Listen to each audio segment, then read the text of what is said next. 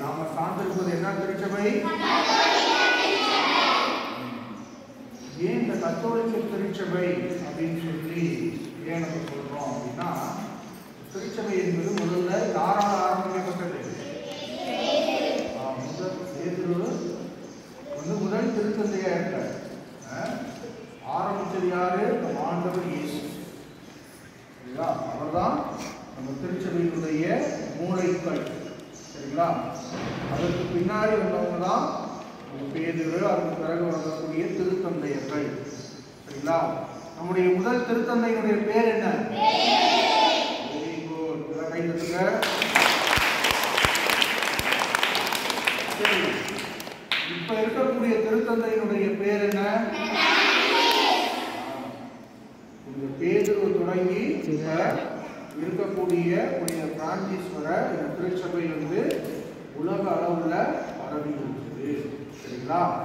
முதல்ல இந்த திருத்தந்தைனா யாரு அப்படின்னா, இவரு ரோம் நாட்டுல இருக்கக்கூடிய ஒரு ஆயர். நம்முடைய மறைமாவட்டத்துக்கு ஆயர் இருக்காருல்ல, நம்முடைய மறைமாவட்டத்துடைய ஆயர் பேர் என்ன? மேலது ஆரோக்கியவார். சரிங்களா? அதே போல ரோம் நாட்டுல ஆயராக இருக்கிறது.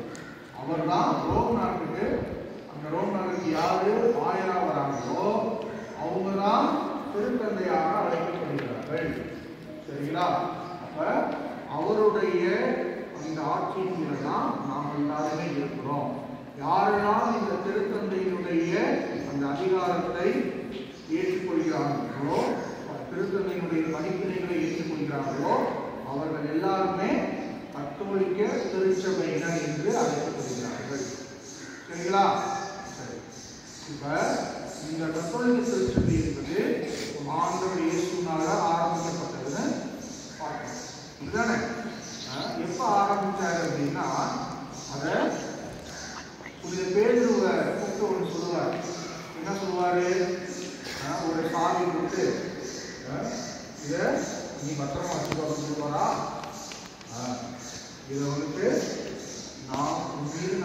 நீர் பாறை, இந்த பாறையின் மேல் என்னுடைய திருச்சபையை கட்டுவேன் என்று நம்ம ஆண்டவர் இயேசு சொன்னார். இதுதானே?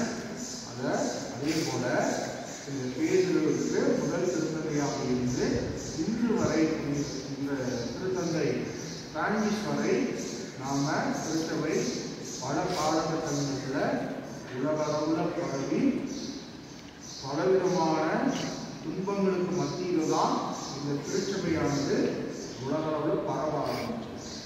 சரிங்களா? இன்னைக்கு நீங்களாம் நானும் கிறிஸ்தவராக இருக்கிறதுக்கு காரணம் இந்த திருச்சபைக்காக நிறைய பேர் உழைத்திருக்கிறாங்க. ஆயர்கள் உழைத்திருக்கிறாங்க, அருட்பணியாளர்கள் உழைத்திருக்கிறாங்க, அருட்சகோதரிகள் உழைத்திருக்கிறாங்க, பல பொதுநிலையினர் உழைத்திருக்கிறாங்க.